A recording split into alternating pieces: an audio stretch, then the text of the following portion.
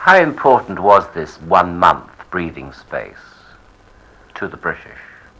Oh, well, there was rather sporadic and intermittent fighting. It hadn't settled down to such a steady, grim business as it did later on. But I didn't feel that we were having a respite at all. What I had been afraid of was that our squadrons would be given away to the French.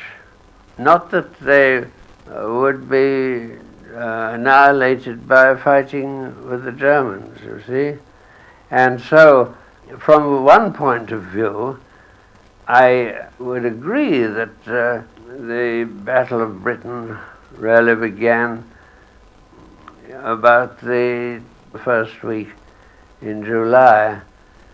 But in my opinion, it really began long before. It began in the first half of May, because by the middle of May, I had already begun to get anxious about the losses which we had incurred, and that was when I asked for an interview with the War Cabinet and was able to explain to them the rather desperate nature of the situation if my squadrons were going to be sent off and off and off to France, because that was what had been happening.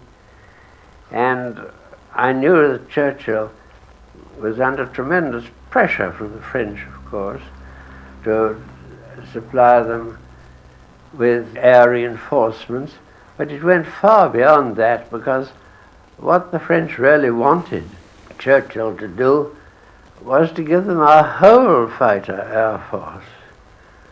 In fact, I think the whole air force, and let them be commanded by their generals in France, which of course would have meant the end of the war like that, because the French were by then a beaten nation already. And so I felt that it was tremendously important to stop that drain on our fighter forces.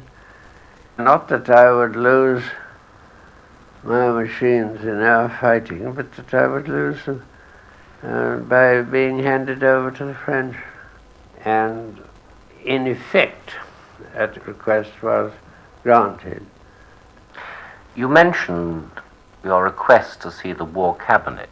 Yes. Wasn't it unusual for somebody in your position to even make the request? Nobody was more surprised when I was given permission to state my case to the War Cabinet.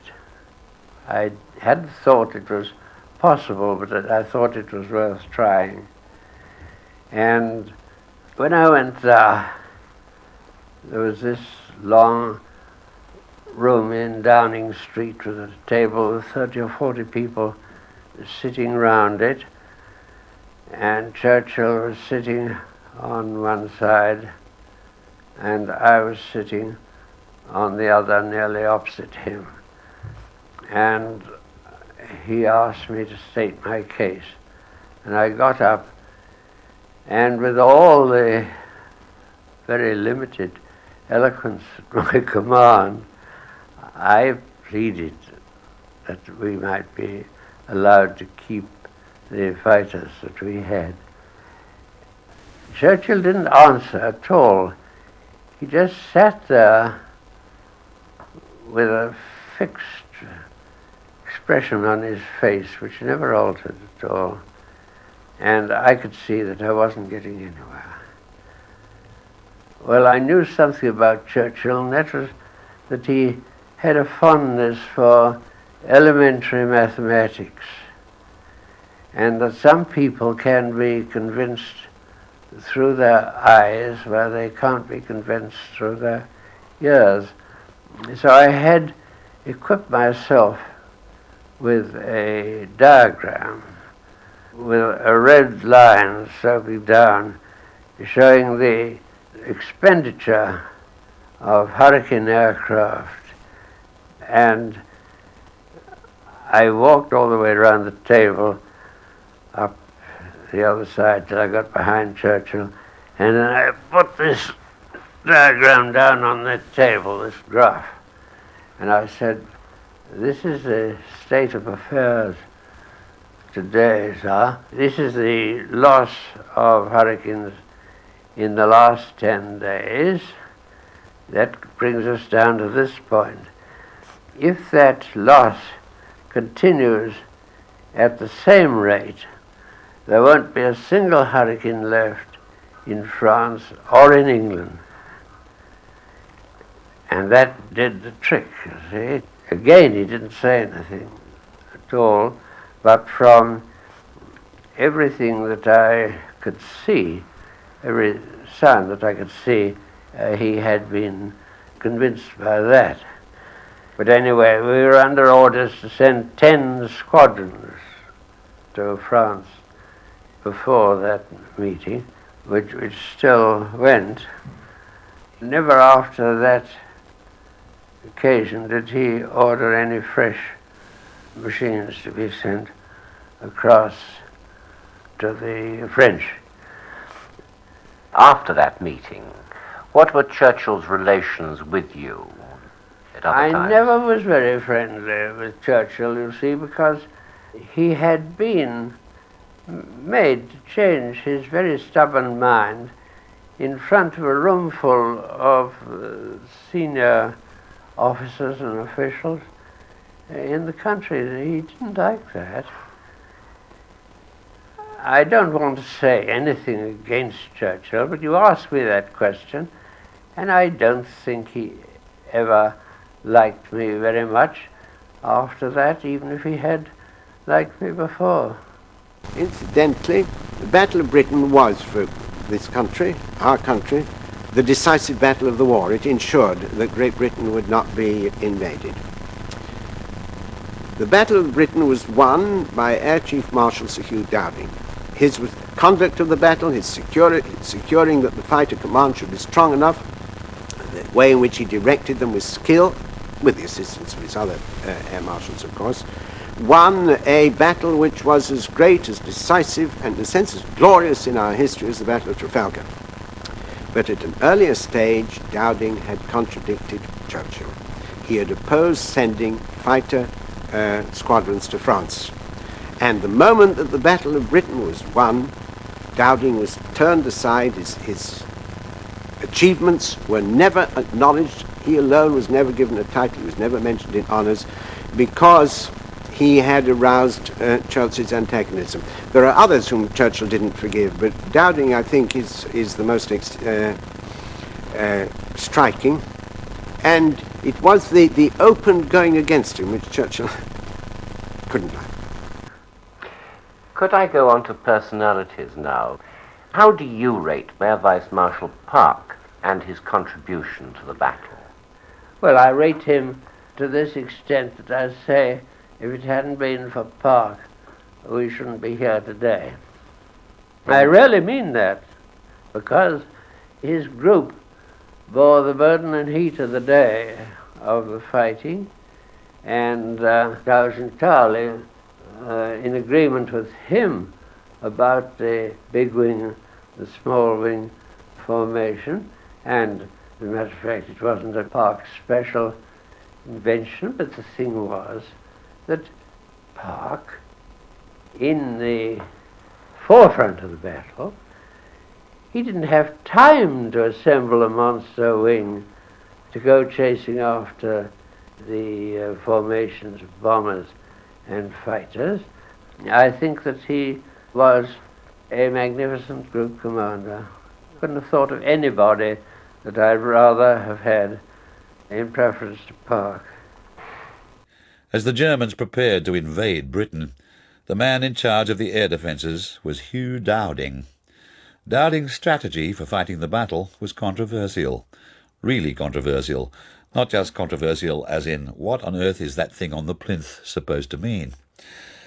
Dowding's strategy was to assign 11 Group, commanded by Keith Park, to fight the incoming German formations, while 12 Group was held back to guard 11 Group's airfields.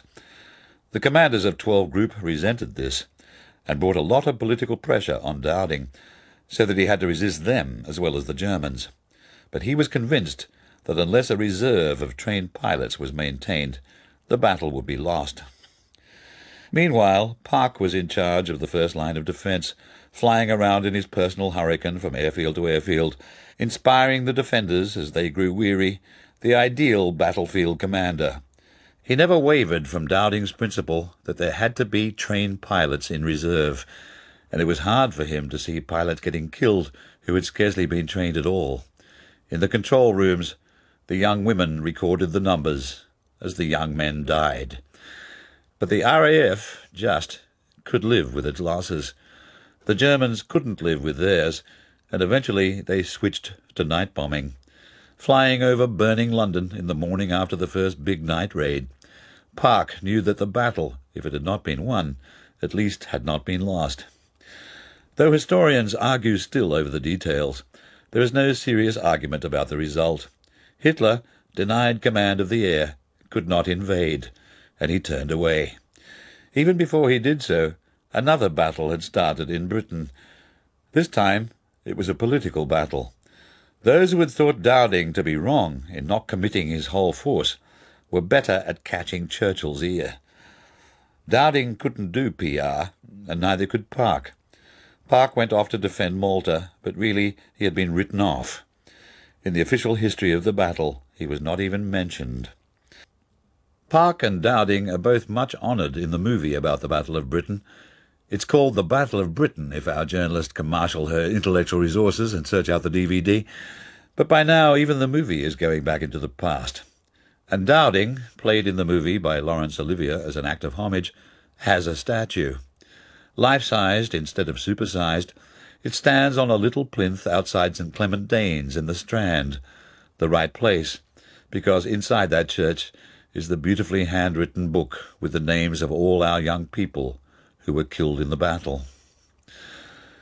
Personally, I hope that the bronze permanent statue of Park, played in the movie by Trevor Howard, who looked just like him, can be scaled down to human size, because really, for a man like that, there is no scale bigger.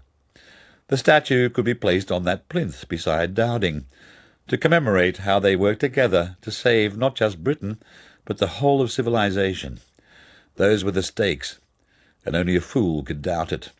Only a fool, or someone young and careless. Park's statue, if it stood there, would be looking up into the battlefield that shows no trace now of where the young men fought, because the condensation trails were only water crystals, and they faded in a few hours. The battlefield where he led his pilots to a victory that cost so much, and you could say cost too much, except the defeat would have cost everything. Hello, my name is Lawrence Parker, and I hope you enjoyed that piece on Lord Dowding in the Second World War. Lord Dowding was a vegetarian and an anti-vivisectionist. He also spoke in the House of Lords on animal welfare issues, and it's these debates that I'm going to look at now. The first debate that I'm going to look at is a debate that took place in 1949, and it concerned itself with the humane slaughter of animals. The second debate took place in 1957, and this debate concerned itself with painful experiments on animals. I'm going to read out from the Hansard documents what Lord Dowding said at both of these debates. I hope you find it interesting. Thank you. Hansard, 16th of February 1949, Lord's Sitting. Humane Slaughter of Animals, Volume 160. 5:25 p.m. Lord Dowding has given notice of his intention to call attention to the unnecessary suffering still being inflicted on animals slaughtered for food, and to move for papers. The noble lord said, "My lords, it is nearly a year since I addressed your lordship's house on this subject, and I think the time has now come when another word may be said upon it. Things are much the same as they were a year ago, but there is one notable exception. I refer to the protection which has now been given to sheep and lambs. At the time when I spoke before, there was no statutory protection for sheep and lambs. The matter was left to the decision of the local councils. It is true that due majority of local councils did give that protection, which was to the effect that sheep and lambs must be stunned before they were killed. But there were 31 local councils in charge of slaughterhouses who refused to accord that protection. In March of last year, a confidential letter was sent out from the ministry direct to slaughterhouses, short-circuiting the local authorities and giving them instructions that sheep and lambs were to be stunned before being killed. That, in my opinion, was a very desirable action. But it was not perhaps so desirable that the injunction should be communicated in a confidential form. I therefore put down a written question in May of last year and received an answer. The effect is that that instruction is now on public record. So, if effective inspection of slaughterhouses is in operation, the situation is satisfactory in that respect. Broadly speaking, it means that in no licensed slaughterhouse, except under Jewish rites, to which I shall refer later, can any animal be killed with the knife without first being stunned. So much for animals that are now killed inside slaughterhouses. But there are a very large number of animals which are killed every year outside slaughterhouses.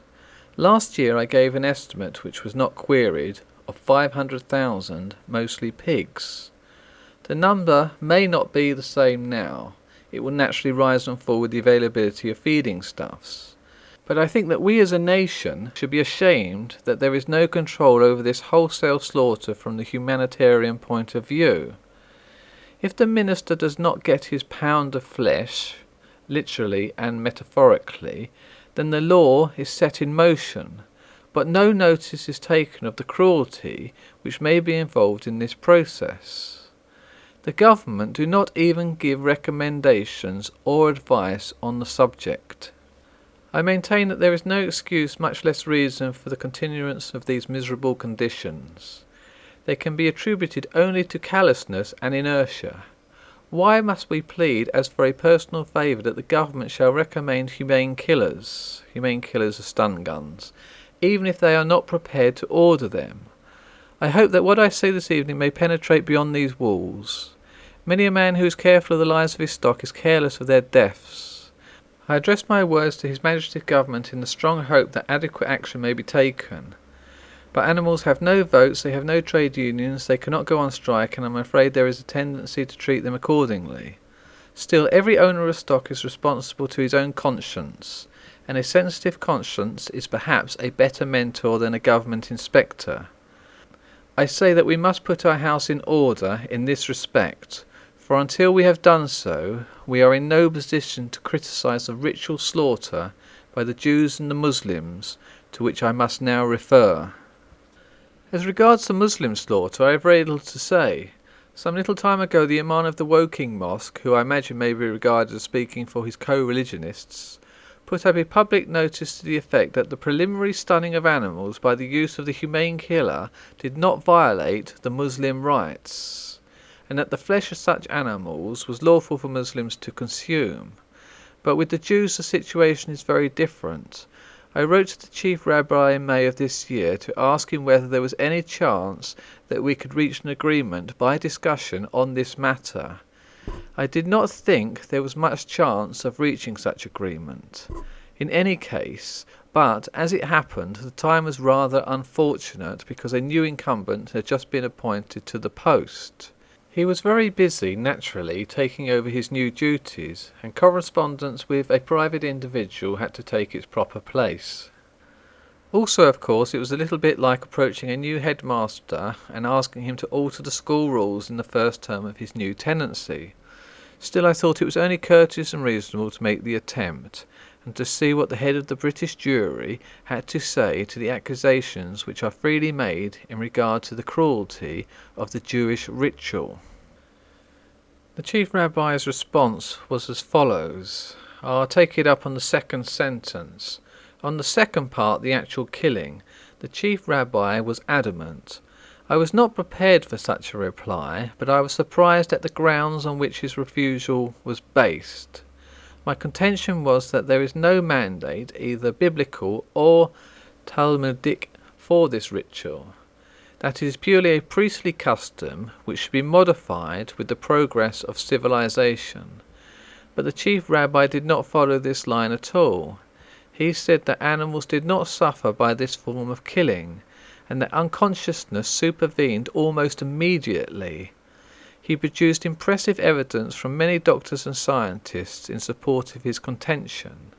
But there are, of course, other doctors and scientists, I do not say equally eminent because I am not a judge of such things, and I know that they have made exhaustive dissections and so on, and their opinion is based on the anatomy of the ox, which they tell me has large arteries at the back of the neck, protected by the vertebrae, which supply blood to the brain for a considerable period after the great vessels of the throat have been severed.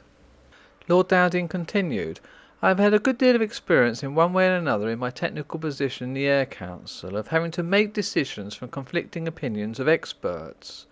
When such a situation arose, I generally tried to approach somebody who was in closer contact with actualities, even if his mentality might not be on such an exalted level.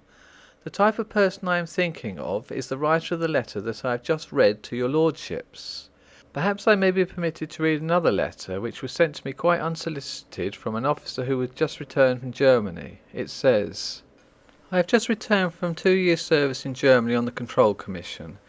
It may interest you to know that one of the first things we did in Germany, under Jewish pressure, was to repeal the German laws enforcing the humane killing of animals so as to enable the Jews to kill animals without using the humane killer as a safeguard. As a safeguard, they were supposed to use a special casting pen which is said to alleviate the animal's suffering somewhat, but this has in fact never been used. One of our veterinary officers there insisted on having an animal's cords cut. These are the cords by which its legs were fastened immediately after its throat had been slit by the rabbi, to test how long it retained consciousness. It rose to its feet and rushed out of the slaughterhouse, and was on its legs for just over 50 seconds before it finally collapsed. Lord Dowding's address to the House of Lords continues. I have an interesting piece of new information which has reached me recently. In case it is suggested that this is against the Jewish religion and that the objections cannot be overcome, i.e. the use of a stun gun, he goes on, and that is that the use of the humane killer, i.e. the stun gun, in the Jewish ritual slaughter has actually been started in America, i.e. already, in one place at any rate, he says. In order that the name may be on record, it is Morris, Rifkin and Sons Incorporated of South Street, St. Paul, Minnesota, and the rabbi under whose supervision work is carried out is Rabbi J. B. Hertzwitz. The head of the firm writes, we have used the humane killer on all the cattle which are kosher killed. Truthfully, we have been more than satisfied. There is one more thread to clue up. When I last spoke, England was held up by the noble Earl, who replied as being in the forefront of the nations with regard to humanity to animals. This claim rather took my breath away, and I was not in a position to deal with it in an immediate reply. Since then I have made some inquiries and find that in Norway, Switzerland and Spain this Jewish ritual killing is absolutely forbidden, and in Sweden the animals are gassed before they are killed. I do not think anybody could accuse Norway, Sweden or Switzerland of being anti-Semitic, and although it may be said that the German regulations are, perhaps, less due to their love of animals than their dislike of Jews, I do not think that would be quite a fair statement, because before the war, and before this question had risen at all, the Germans had engraved over the portals of their slaughterhouses, "Yours is a trade of blood, be merciful." Lord Dowding finishes his address to the Lords in 1949 with this last paragraph. It reads, "My Lords, I have finished. Slowly, slowly there is growing the recognition of the place of animals in creation and our responsibilities with regard to them.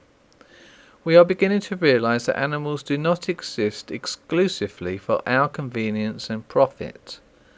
The idea has not penetrated very deeply, but at least we have gone beyond the stage of bull and bear baiting, where animals are trained to fight one another for the amusement of the onlookers. If we have not yet reached a stage where we realize our responsibilities for raising the animal kingdom in the scale of evolution, surely we have reached a stage where we can realize that animals suffer mentally as well as physically. And when the time comes when we decree that they must give their lives for our profit or convenience, at least we can see to it that neither fear nor pain is needlessly inflicted. I beg to move for papers." So that's the end of this part of Lord Dowding's address to the House of Lords. The next one's in 1957 and it's on painful experiments on animals. But I would just like to say that this religious ritual of slitting the throats of animals without first rendering them unconscious with a stun gun still takes place. Both the Jews and the Muslims are still undertaking this appalling practice. An organisation called Viva is campaigning against it. Incidentally, 70% of the British population want to see an end to it, and 80 MPs have signed an early day motion calling for its end. However, the British government says they won't end religious slaughter because it would impose on religious freedom. And now to the second House of Lords debate which I'm going to cover. This debate was on painful experiments on animals, and it took place on the 18th of July 1957 and can be found in volume 204 of Hansard. The time was 2:19 p.m. Lord Dowding rose to draw attention to the present situation regarding painful experiments on animals, to ask Her Majesty's Government whether they will institute an inquiry with a view to repairing the loopholes in the existing law and thereafter ensure by adequate inspection that the law is properly enforced. The noble lord said, "My lords, it is now nearly 5 years since I last spoke in this house on the subject of painful experiments on animals. Since that time the situation is scarcely altered, except that the annual number of experiments has risen from 1¾ million to 2½ million.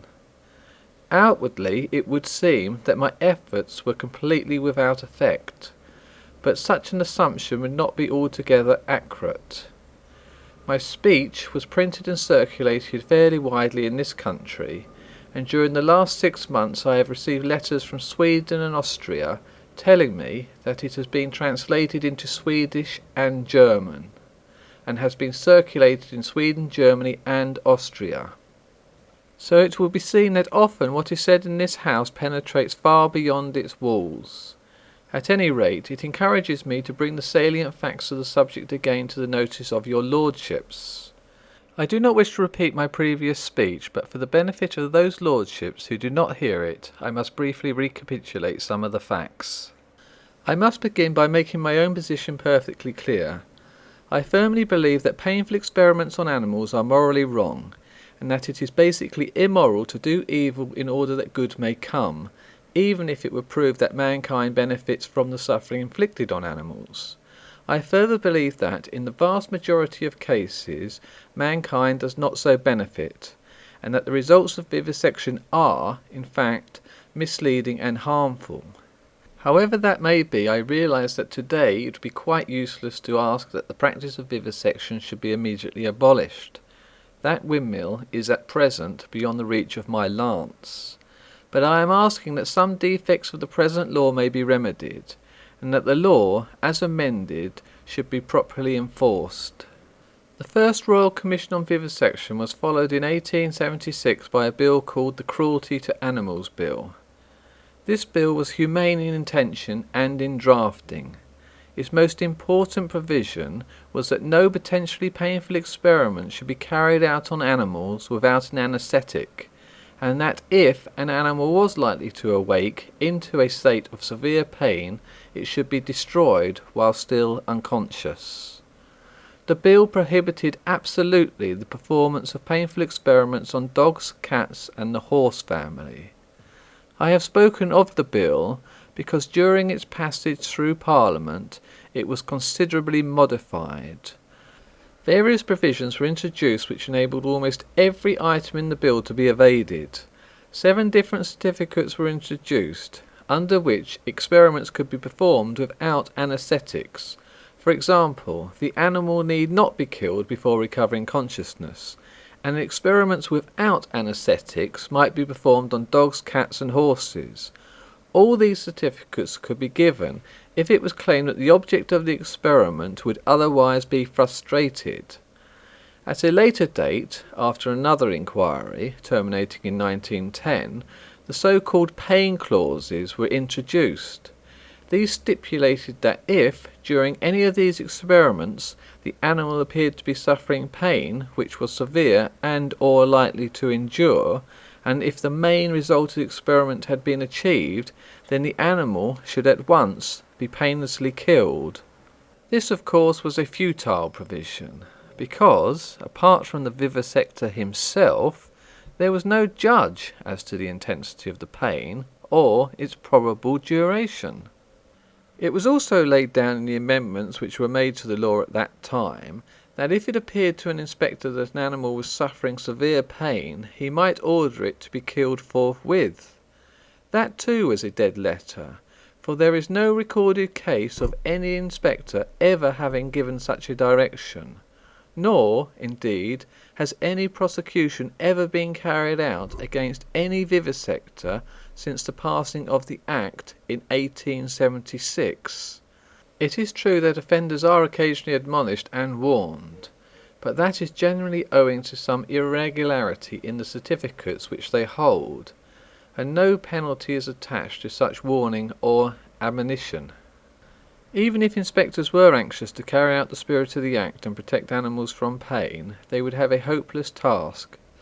As I have said, there are now about 2.5 million experiments performed every year in about 520 laboratories. To guard against breaches of the law in these 2.5 million experiments, there are no more than 5 inspectors. That is to say, each inspector has an average of 500,000 experiments to supervise in a year and 100 laboratories to visit. Surely, my lords, I have said enough to show that the law is riddled with loopholes, and the whole inspection system is a hollow sham, maintained to throw dust in the eyes of critics and to salve the conscience of the apathetic.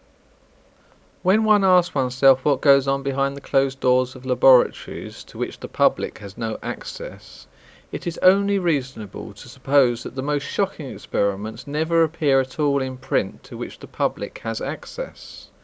For instance, it is very rarely that painful experiments on dogs are reported at all, and yet there is a lively trade in dogs for vivisection laboratories. The Home Office return for 1955 records that there were 3,892 experiments on dogs, more than half of them without anaesthetics. Of course, it is pure sentimentality to claim for dogs, cats and horses an immunity from pain which is denied to other animals. All warm-blooded animals feel pain, and all are equally entitled to protection. As I say, we have normally no means of knowing what goes on behind the closed doors of laboratories, but now and again the veil is lifted. A London doctor told me that he read the speech which I made in the House in 1952, and he refused to believe that such things went on in this country.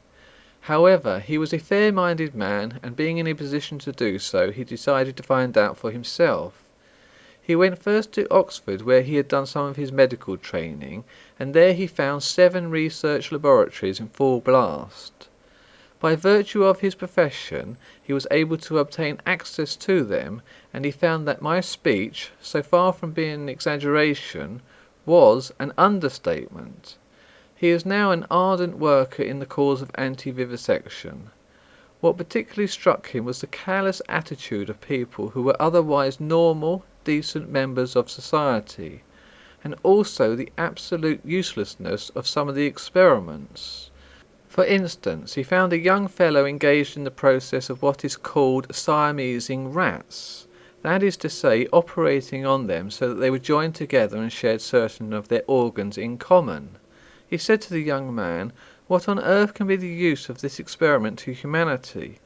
The answer was, "I do not know what good it is going to do to humanity, but I know what good it is going to do to me. It is going to get me my degree." Noble lords may remember the great outcry in the press about a year ago, when 300 monkeys were suffocated at London Airport in an ill-ventilated BOAC van. This incident supplies an excellent example of the logical and sentimental approach of the British public, led by their press, to the subject of the suffering of animals. The Times of India stated on September 6, 1955, that India's annual export of monkeys was 250,000, and that more than half of that number came through London Airport. I do not attempt to excuse the callousness or the carelessness of the airline handling these poor creatures. But where is our sense of proportion? Those 300 were the lucky monkeys. They experienced only about 15 minutes of slow suffocation. What happened to the others? These are some of their experiences. The list is not exhaustive. Exposure to radioactive material, poison gases, blasts from high explosive, cosmic rays in plastic balloons 15 to 20 miles above the Earth, brain operation with or without, that must be, anaesthetics, epilepsy induced by injections into the brain, projection into space in rockets, the production of cancer, dropsy, eye diseases, ulcer, guinea worm, infestation, polio, pneumonia, rheumatism, severe shock from fatigue or injury, sunstroke, the displacement of organs by operation, infection with anthrax, mumps, malaria, rabies, syphilis and yellow fever, and the testing of various toxic drugs. Yet about all this there is no newspaper outcry. We know a certain amount about what goes on at Porton in the way of subjecting animals to the fearful effects of various poison gases. We know a good deal less about what goes on at Harwell, where animals are subjected to various forms of radiation arising from the breaking down or building up of atomic nuclei. Lord Dowding continues to address the House of Lords. I cannot leave this subject without some reference to its esoteric side, to the place of the animal kingdom in the scheme of things, to man's responsibility to animals, and to the results of man's failure to meet this responsibility. As the human race evolves, it becomes ready for fresh revelation, and the defect in most of the world's religions is that they fail to realize this very important fact. The priests are inclined to say, everything that is necessary for salvation is contained in this book. It is unnecessary, and indeed impious, to search elsewhere. It is, I think, this aspect of our childhood's teaching which leads to the idea that animals have no continuing life after physical death. That phrase in the 49th Psalm, "the beasts that perish," has much to answer for it is a fact that the beasts do not perish any more than men do. All life is one, and all its manifestations with which we have contact are climbing the ladder of evolution. The animals are our younger brothers and sisters, also on the ladder, but a few rungs lower down than we are. It is an important part of our responsibilities to help them in their ascent, and not to retard their development by cruel exploitation of their helplessness. What I am now saying, if people would realize it, is of great practical importance, because failure to recognize our responsibilities towards the animal kingdom is the cause of many of the calamities which now beset the nations of the world. Nearly all of us have a deep-rooted wish for peace, peace on earth, but we shall never attain to true peace, the peace of love, and not the uneasy equilibrium of fear, until we recognise the place of animals in the scheme of things, and treat them accordingly. So, my lords, here is yet another argument in support of my motion. If we have not yet reached the stage when we are willing to dispense with animal experimentation, let us at least ensure that pain and terror are eliminated to the fullest possible extent from our treatment of the animals. Let there be an open inquiry into present conditions in the experimental and manufacturing laboratories. Let the present law be amended in accordance with its findings, and let there be organised an adequate system of inspection and enforcement of the law as so amended. My lords, I beg to move for papers.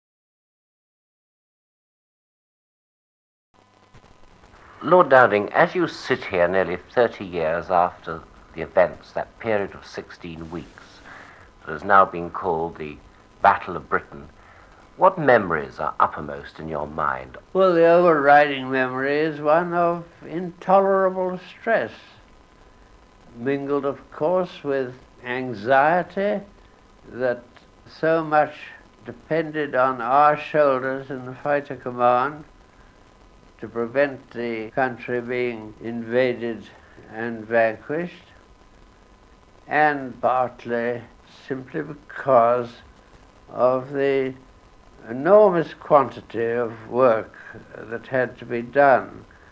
Because not only was I engaged in the day-to-day fighting of the time and its results and so on, but also the period of night fighting was just beginning then, and we were in a very promising position to meet the requirements, but one didn't only need to be in a promising position, one had got to strain every effort to expedite the results of the work that I knew was going on. And so I used to spend a good many nights down some miles away at the place where the experimental work was being done with new night fighting apparatus, and that all had to come out of one's sleep time. So I was pretty well all in by the end of the battle.